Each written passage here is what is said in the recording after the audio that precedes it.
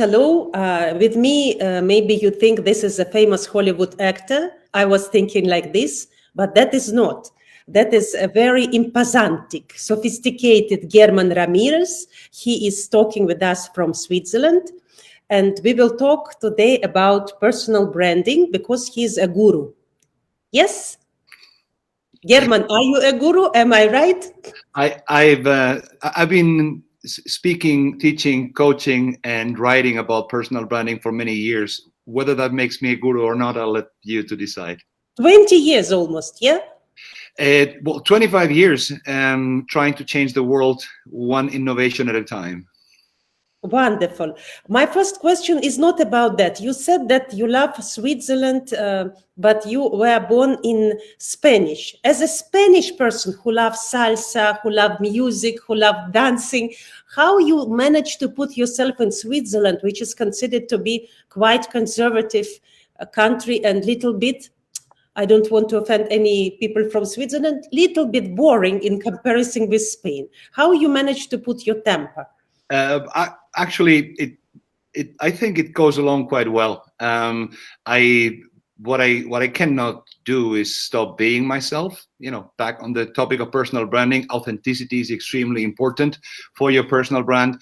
And I tend to come across just as I am, and a lot of people like the fact that it's more colorful and energetic than maybe your average Joe, and some people might not. But that's for everybody else to choose. As long as you're comfortable with yourself, you're in a good spot. And Switzerland is quite accommodating and a very international country too. So I feel very well received in here.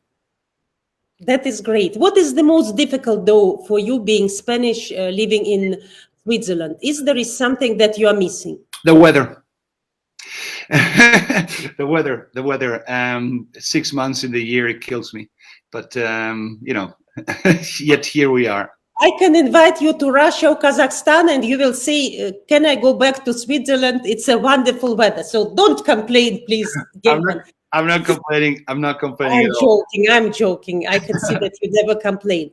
So my first question to you about personal branding. You just mentioned that, I will tell you that a lot of our audience, they are struggling. And actually, it's not among our audience. Unfortunately or fortunately, we are living in the era when everybody asks you, Olga, how many subscribers you have on Instagram? And, of course, it's a strange time because in Russia, we were taught that the most important value is modesty. And even the letter I is the last letter of the alphabet in Russian. So you cannot say I, somebody should say. But the time now is different. So can you give us some tips of the personal branding, how to succeed in that? Mm-hmm. Well, I think the most important aspect before you build a brand is to really look deep inside yourself and gain a real, honest and profound understanding of who you are and what kind of brand you want to be, what kind of what it is that makes you strong, that is your passion, that is related to maybe what you do in life or in business, and that is an exercise that is very intimate and very personal, and that a lot of people oftentimes skip. Most people will go on Instagram or on LinkedIn or on Twitter and just create a small bio that usually is kind of what they do, but not who they are, which is the difference between a brand and basically a job or a description. So the most important recommendation I can give is for people to really take some time and think about what I usually say as a question is, what do you want to be famous for? Which doesn't mean that everybody needs to aspire to fame, but as an exercise, what are things that make you as a person, as a human being, as a professional, might be related to what you do in your everyday life, and try to formulate that properly, what makes you stand out, and what makes you unique. And we tend to oftentimes, in these very dynamic and crazy times in which we live, to not spend enough time reflecting upon ourselves. So get to know yourself first before you can tell others what it is that you've learned about yourself, which is then ultimately your brand. German, do you think that to do this, to answer that question, it sounds like very easy, but it's extremely complicated? Who you are, and the second one you said, think what you want to be famous for. You should answer these questions yourself, or you should go to a specialist like you who will answer that, or you should go to your mama and papa, or you should go to your kid and to say, guys, who am I? How, like, for me, for example, it's a big struggle because I'm director and producer of the movies. That is one job. I'm the creator of the program script. This is when I change people's life by the way they talk. We rewrite the script for them. We make a new scenario for them. This is the second thing. The third thing is the hidden hero. And if you will put all in this, it's like a lot. So it's difficult to answer. How to make sure that among all these answers, you will choose the right one? Well, first of all, it needs to feel comfortable when you tell it to others, which is why most people actually, when they introduce themselves as their role. I am the head of client service, whatever, for Bank XYZ, or I am the global director of IT for, that's not who you are. That is what you do, right? That is, but that is not who you are. And that is, actually, it's ideally, it's an exercise that you do need to do yourself. You should never ask your mama, because your mama, if she loves you well, and she's fantastic, because mamas are fantastic, she will tell you an idealized version of yourself, but that's not who you should ask. But it's really, it's an answer that you need to seek with yourself. But ideally, it's kind of an attitude, because we are evolving human beings. And I advise everyone to always and constantly try to look for feedback. So once you sit down and do this exercise, if you've been collecting for the last 10, 20, 15, 5, 3 years, months, feedback from people as to how you come across, and if you've listened to it, you will be able to internalize it critically, and then come up with an answer. But it needs to feel well for you, and it needs to not be what you do, but who you are.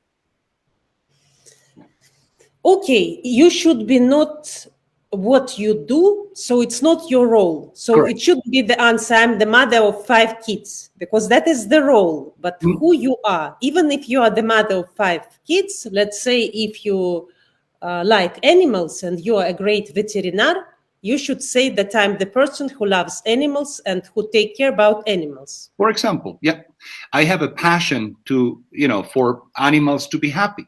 And that's something, if that is what drives you, if it's your passion, or you can refer to the experience that you have.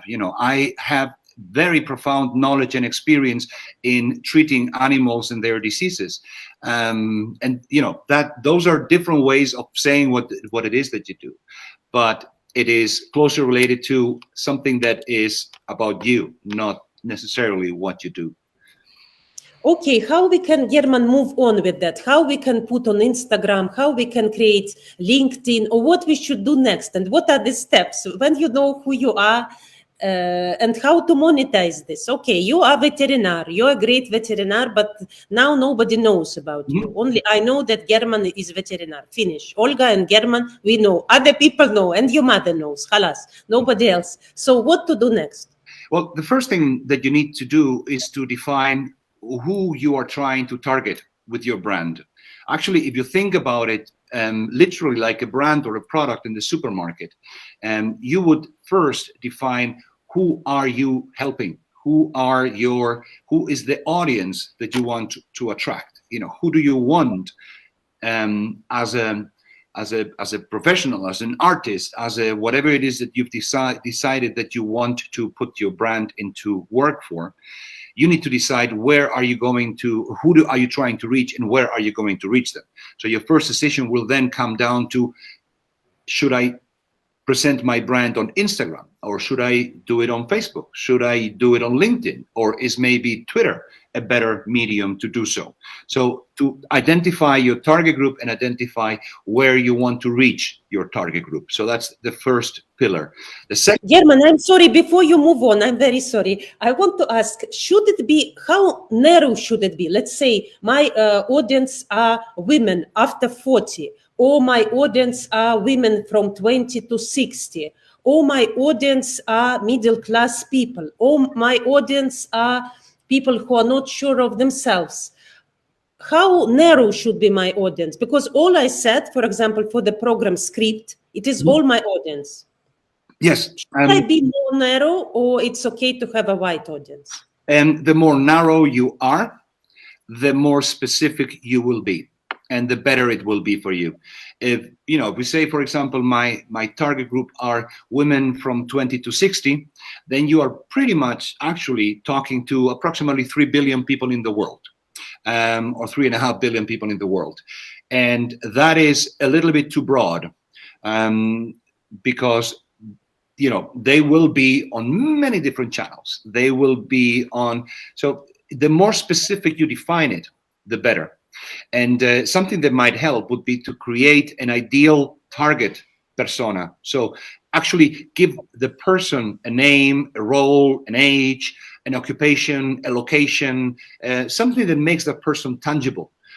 So you're no longer talking to women 20 to 60, but you're talking to Anna, who is 33 and is, and so on and so forth. So that makes it easier to understand the person that you're trying to talk to. And the more specific and more narrow, the better. Are you the one, German, who can help people with this? Are you doing that? For example, okay, I know that my audience are women who are living in United Arab Emirates, in the Middle East, but as well, these women are living in Russia and in Kazakhstan, and it's already, again, too big. Mm-hmm. Are you the one who can help to narrow it? Do you have some things that, let's say, we can do it together? Or you recommend that the person should do it on his own, maybe wasting 3, 5, 7 years of his life before he will identify, and then he will be disappointed because he will find out, oh my God, but 60% of the people who are listening us are men. So Mm-hmm. that's what I figure out is wrong. So how to escape these mistakes? Well, it obviously helps accelerate and increase the success probability if you work with someone who can help you, guiding that discussion and going through that path with you. So yeah, for sure, that is, whether it's me or other experts that are out there in the market that can do that. It certainly will help to have someone that can assist you by asking the right questions. And will you do it differently than I will do it alone? Yeah, do you have some things? Oh yeah. In your magic box, magic box, do you have something? Well, I have a lot of different how you say, tools and different presentations and material that I use when I train people in the art and science of personal branding. But I think the most important factor is to actually have an understanding and an experience in branding, because that is very close to the topic of personal branding, and not shy back from being able to ask the different questions and challenge people. So it's a matter of skill, experience, and attitude, more so than having a magic formula. Okay, let's move on forward. We found out who is our audience. Let's say we found out it's women from 30 to 55. We found out that these are women from United Arab Emirates and Russia and Kazakhstan. And what is the next step for personal branding?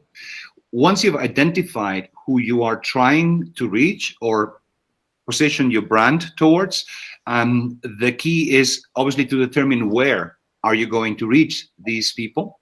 And second, what is the core message that you want them to take home with them? What is your value proposition? Plus, what are their needs? What makes them special? What is your personal brand does not consist on telling the world how great you are, which is something that many people might do.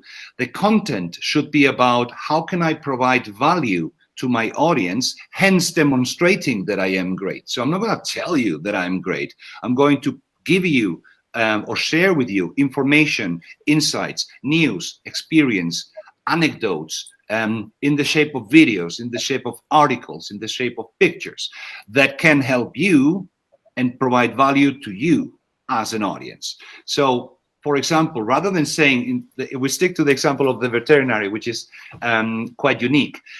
I would not start telling the world how great I am as a veterinary. What I would rather do is identify the target, the platforms or the channels in which I want to build my brand, because I will reach my audience, and provide helpful tips of how to get rid of lice with your cats and dogs, or the dangers of not dental hygiene for dogs, if that is a thing, which I am not familiar with because I do not have a dog.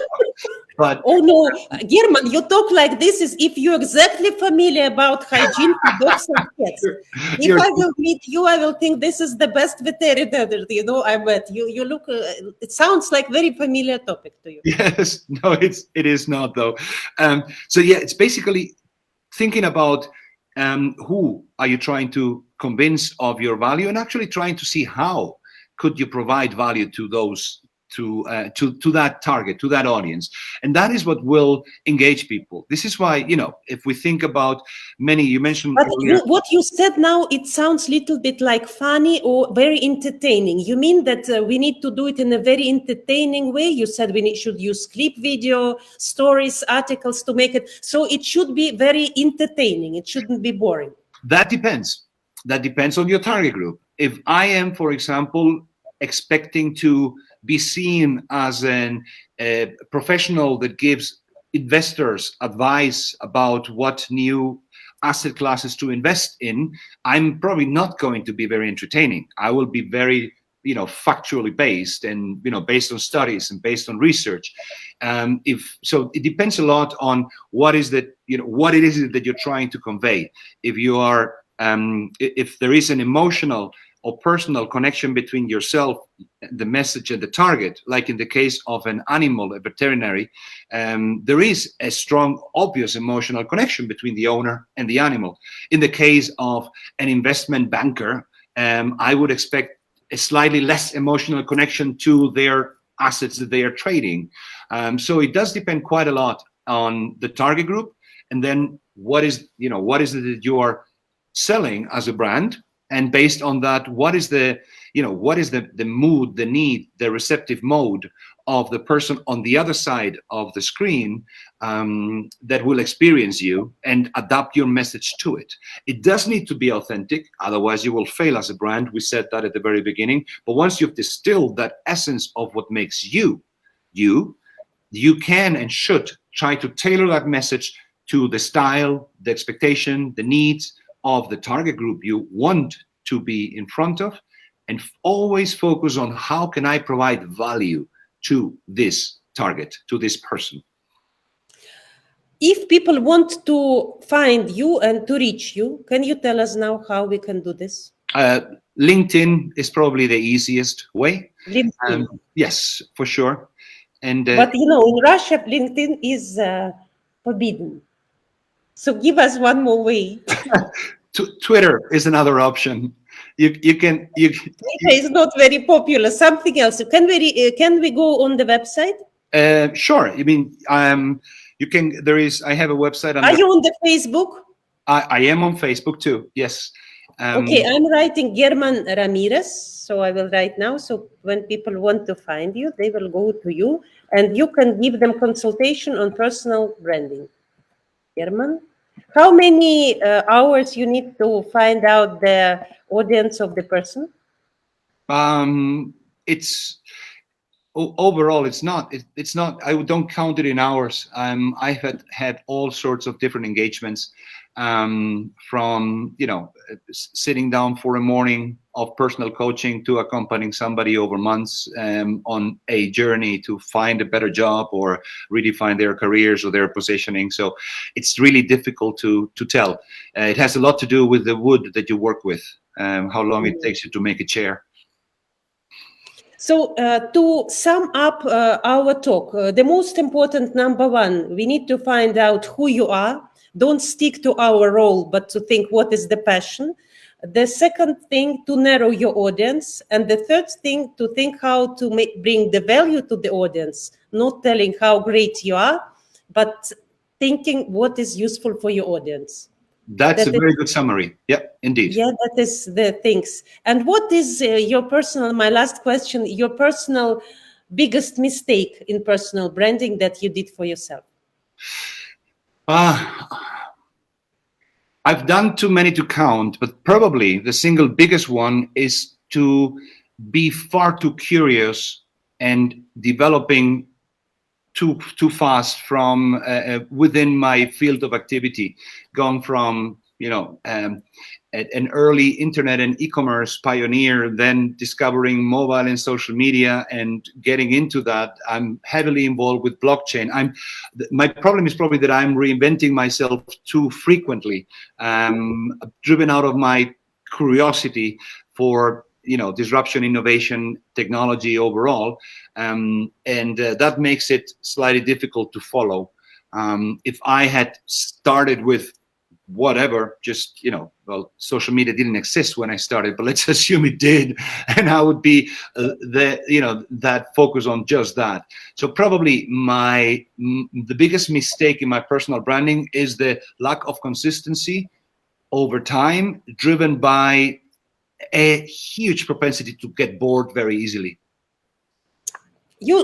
German, you're exactly like me. That's why I don't know that, but I will go to consultation for you, because yes, it's when a person is very curious and he loves life and he likes exploring, that is great, and that is very difficult because somebody needs to put this energy in the positive channel, because if you have 25 channels, you cannot be Olympic champion in golf, in tennis, and in figure skating, and at the same Olympic Games, at least.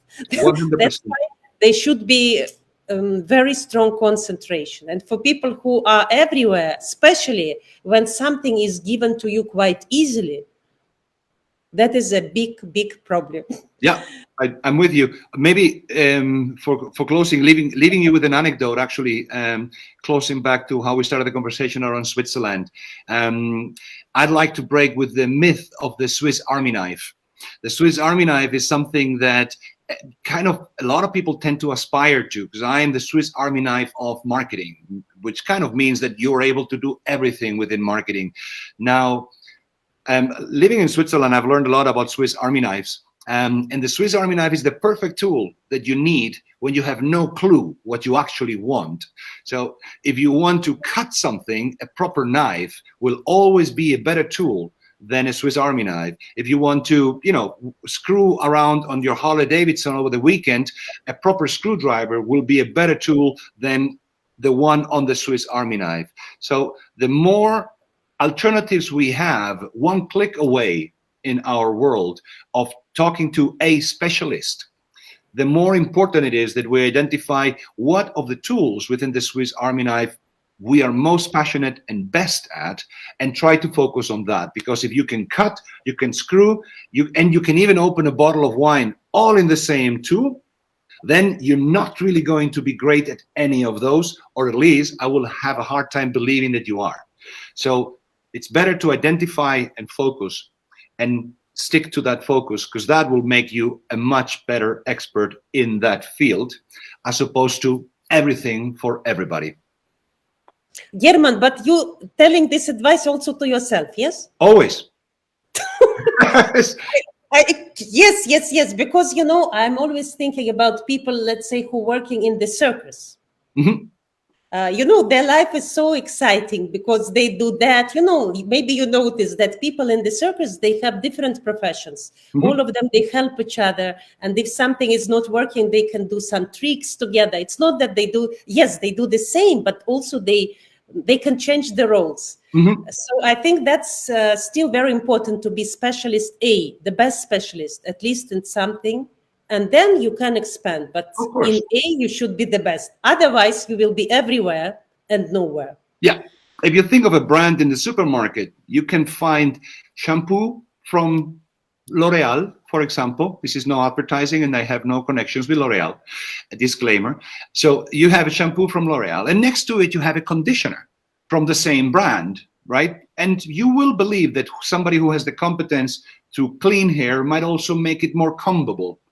But then if you find next to it something that, well, it's a hairspray, well, I believe that too. But if you find a bottle of ketchup with the same brand, you're not going to believe that it's a good brand because it's just simply far too far away from the area of competence.